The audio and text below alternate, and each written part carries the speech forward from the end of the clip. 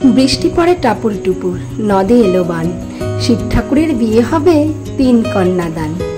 1 কন্যা রাধে বাড়ি, 1 কন্যা খায়, আরেক কন্যা গাল ফুলিয়ে বাপের বাড়ি যায়।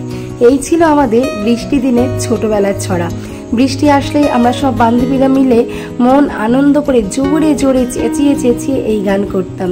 আসলে ছোটবেলাগুলো ছোটবেলায় হয়, সারা জীবনের মতো স্মৃতির একটা ছাপ ফেলে থুয়ে যায়।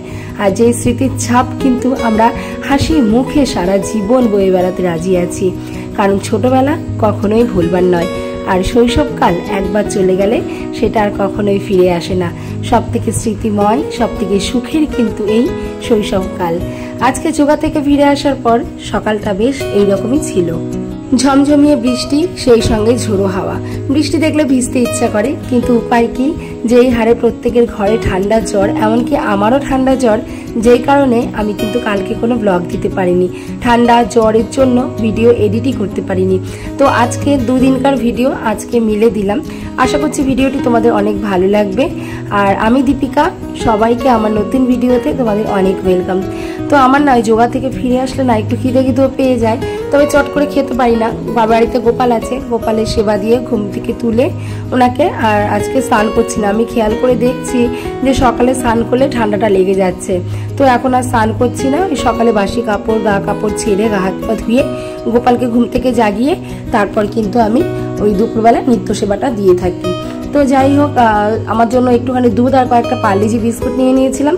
আর তোমার দাদা ভাই ছেলে ওদের চাটা করে দিয়েছিলাম, সব অফ ক্যামেরাতেই।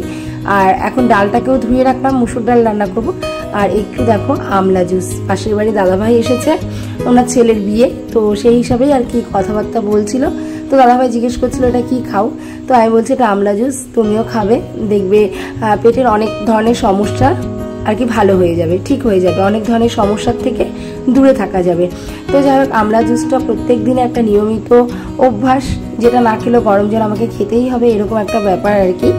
তো যাই হোক, আমলা জুসটা খেয়ে এখন ডালটাকেও দেখো সেদ্ধ বসিয়ে দিচ্ছে। আর ওদিকে তো আমার দুধ আর বিস্কুটটা, দুধটা তো ঠান্ডা হয়ে যাবে, একটু বাদে কিন্তু আমি সকালে ব্রেকফাস্টে দুধ আর বিস্কুটটা খেয়ে নেব।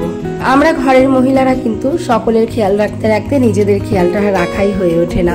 তবুও নিজেদের যদি খেয়াল না রাখি, নিজেরা যদি অসুস্থ হয়ে পড়ি বা দুর্বল হয়ে পড়ি, তাহলে তো সংসারটাই পুরো দুর্বল হয়ে পড়বে, চালানোটাই দায় হয়ে যাবে। তো সেক্ষেত্রে সবার পাশাপাশি নিজেরও একটুখানি যত্ন নেওয়া উচিত। তবে আমরা জানি আমরা সময়ের জন্য, পরিস্থিতির জন্য কিন্তু অনেক সময় নিজেদের যত্নটা নিতে পারি না। আর আমাদের মধ্যবিত্ত ঘরের বউদের ব্যাপার তো অন্যরকমই। আমরা একবেলা না খেয়ে সেই খাবারটা তুলে রাখি যে আমার সন্তানরা পরবর্তীতে খাবে। তার কারণ আমাদের অবস্থা ততটাও ভালো নয় যে যতটা ভালো হলে প্রত্যেকেই ভালো মন্দ খেতে পারবো। তো আমরা মায়েরা কি চিন্তা করি যে এই ভালো মন্দটা আমি এবেলা খাবো, সেই ভালো মন্দটা ছেলে বা মেয়ের জন্য রেখে দিই, ওরা পরের বেলা কিন্তু খেতে পারবে। তো আমাদের মতো সংসারে কিন্তু মায়েদের চিন্তা ভাবনাটা ঠিক এই রকমই থাকে। ওইদিকে রান্নাটাও চাপিয়ে দিয়েছি, ডালটা হয়ে গেছে। আজকে করেছি আমড়া দিয়ে টক ডাল, আর এখানে করব সর্ষের পোস্ত দিয়ে ভেন্ডি আর কি সর্ষের পোস্ত, আর এদিকে করবো আলু পটলের তরকারি। আর এই যে ভিডিওটা করছি এটা কিন্তু সোমবার, তো যেহেতু সোমবার আর নিরামিষ কিন্তু নয় একদমই। আর এই সোমবারে ছিল অমাবস্যা, তো অমাবস্যা লেগে যাবে ওই 10টা কত নাগাদ যেন অমাবস্যাটা লাগবে। যেহেতু আমার শাশুড়ি মা অমাবস্যায় ভাত খান না, অমাবস্যা লেগে যাওয়ার পর, মানে অমাবস্যা লাগার আগে পর্যন্ত ভাত খেতে পারবে, ছেড়ে যাওয়ার পরে কিন্তু ভাতটা খেতে পারবে। যেহেতু লেগে যাবে 10টার সময় বা 10টা কততে বেশ আমার মনে নেই ঠিক একটা এখন। তো যাই হোক, আমি যোগার থেকে যেখানে যোগ ব্যায়াম করতে যাই আর কি, তো ওখান থেকেই শুনে এসেছি অমাবস্যা লাগবে। আর তখন আমার মাথায় এসেছে আমার শাশুড়ি মা অমাবস্যা করেন, তো উনি অমাবস্যা লাগলে আর ভাত খান না। তো তাড়াতাড়ি করে এসেই আমি কোনো দিকে না তাকিয়ে আগে কিন্তু আজকে রান্নাটা চাপিয়ে দিয়েছি, যাতে ওনাকে টাইম মতো আমি ভাতটা দিতে পারি এবং উনি খাওয়া দাওয়ার পরে অমাবস্যাটা যেন লাগে, মানে অমাবস্যা লাগার আগে যেন ওনাকে আমি টাইমলি ভাতটা দিতে পারি। এই জন্য যোগব্যায়াম থেকে ফিরে কোনো দিকে না তাকিয়ে তাড়াহুড়ো করে গোপালকে ঘুম থেকে জাগিয়ে কিন্তু আগে রান্নাটা চাপিয়েছি। তো আজকে ওই সোমবার, এমনি তো বাজার থেকে আজকে মাছও আনা হয়নি। আর আজকে সোমবারে আমাদের বাড়িতে কাজের ভীষণ চাপ থাকে, তোমরা জানোই যে তোমার দাদাভাই কাপড় নিয়ে যায়, কাপড়ের হিসাব করতে হয়, অনেক চাপ থেকে যায়।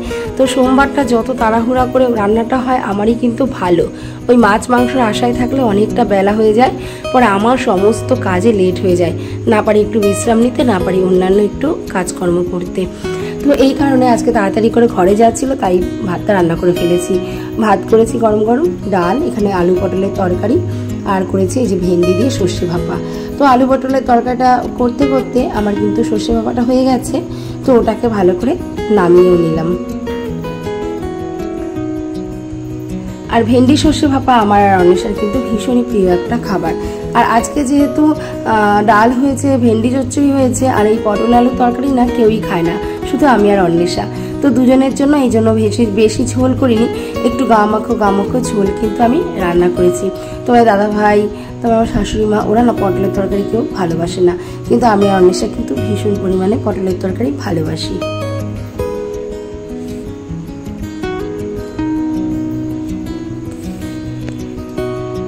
আমার সমস্ত রান্নাবান্না কমপ্লিট। এই ছিল আমার রান্নাবান্না, ওই ডাল, পটল ভাপা, এই পটলের তরকারি, আর কিন্তু ভেন্ডি ভাপা। এটা দিয়ে আজকে দুটো বেলা কিন্তু আমাদের ঠিক চালিয়ে নেব। আসলে রোজ মাছ খেতে হবে, রোজ মাংস খেতে হবে, আমাদের কিন্তু নিয়মে সেটা নেই। আমাদের যখন যেমন আমরা ঠিক তখন তেমনভাবেই চলবো। আর সামর্থ্য থাকলেও আমি রোজ মাছ মাংস আনি না, তার কারণ বাচ্চাদের সমস্ত কিছু খেয়ে অভ্যাস থাকা খুবই ভালো। মানুষের পরিস্থিতি কখন কেমন হয় কেউ কিন্তু বলতে পারে না, তাই সমস্ত কিছু অভ্যাস থাকাটা বাচ্চাদের খুবই ভালো, যেন সময়ের সঙ্গে পরিস্থিতির সঙ্গে তারা সব মানিয়ে নিতে পারে। এদিকে শাশুড়ি মার খাবারটাও বাড়া হয়ে গেছে, ওনাকে খেতে দিয়ে দেখো এখন এই তোমার দাদা ভাইয়ের সঙ্গে হাতে হাতে একটু কাজ করতে বসে গেলাম। সোমবারে ছুটির দিন ঠিকই আমার, কিন্তু সেইভাবে ছুটি আর নেওয়া হয় না। আসলে আমাদের মতো গৃহবধূদের তো এমনিতেই কোনো ছুটি নেই। শীত, গ্রীষ্ম, বর্ষা, রবিবার, সোমবার, প্রত্যেকটা বারই কিন্তু আমাদের কাজের বার। আমাদের কাজগুলো হিসাবে সেই মূল্যটা পাই না ঠিকই, কিন্তু মূল্য না পেলেও আমাদের কিছু করার নেই, ঘুরে তো দাঁড়াতে পারবো না, এভাবেই সংসারটা করে যেতে হবে। তো সংসারের জীবনে শুধু আমি নই, আমার মতো হাজারো লক্ষ প্রত্যেকটি ঘরের গৃহবধূদের কিন্তু দায়িত্ব কর্তব্য এই সংসারটাকে ঠিকঠাকভাবে চালানোর জন্য। তো যাই হোক, তোমার দাদা ভাইয়ের সঙ্গে একটু হেল্প করে এখন প্রায় বিকাল হয়ে গেছে, এখন আসলাম তোমাদের সামনে। সারা দিন সেই তোমার দাদা ভাই যাওয়ার পর থেকে, তখন বাজে প্রায় 11টা, তখন থেকে বসেছি প্রজেক্ট করতে। তো সারাক্ষণ প্রজেক্ট করে যাচ্ছি। অন্বেষা আর কি, অন্বেষার যে স্যার ওকে কিছু প্রজেক্টের কাজ দিয়েছিল, সেগুলো করলে আর কি ও কিছু তার বিনিময়ে অর্থ পাবে। তো ওর যেহেতু সময় নেই, সেই কাজটা কিন্তু আমি করে দিচ্ছি। আর এটা হচ্ছে পরের দিনের ভিডিও। সন্ধ্যাবেলায় আমার শাশুড়ি মার প্রচণ্ড শরীর খারাপ, একটু আদা আর গোলমরিচ দিয়ে চা বানাচ্ছি, আর এদিকে ছেলে মেয়ে ওর বাবার জন্য একটু টিফিনে হালকা করে একটু চাউমিন বানাচ্ছি। প্রজেক্ট লেখা কিন্তু আমার কোনো প্রয়োজনের মধ্যেই পড়ে না, তবে যেহেতু আমরা মধ্যবিত্ত ফ্যামিলির থেকে বিলং করি, তো এই প্রজেক্ট কটা লিখলে আজকে একদিনে আমি প্রায় 30টার উপরে পেজ লিখতে পেরেছিলাম। তো এই পেজটা করে মিনিমাম একটা টাকাও আমি পেয়েছি। তো এটার থেকে কিন্তু কিছু না হলেও আমার মেয়ের কয়েকটা খাতা কিন্তু বেশ ভালো মতো হয়ে যাবে। তো সেক্ষেত্রে আমরা যেহেতু মধ্যবিত্ত ঘরের বউ, আমাদের অনেক হিসাব করে চলতে হয়। তো হিসাব নিকাশ করে চলতে গিয়ে নিজেদের শখ ফুর্তি, নিজেদের ছুটির দিনগুলো কিন্তু আমরা ভুলে যাই। তা না হলে আজকে হয়তো সোমবার আমি ছুটির দিনটা ভালোভাবেও কাটাতে পারতাম, কিন্তু ভালোভাবে কাটাতে গেলে ভবিষ্যতের দিনগুলো আমার অনেক কষ্টে কাটাতে হবে। তাই আমাদের খুব ভেবে চিন্তে এক একটা করে পা ফেলতে হয়। যেহেতু খুবই মধ্যবিত্ত ঘরের বউ, আমরা আর্থিক সংকটের মধ্যে সবসময় থাকি।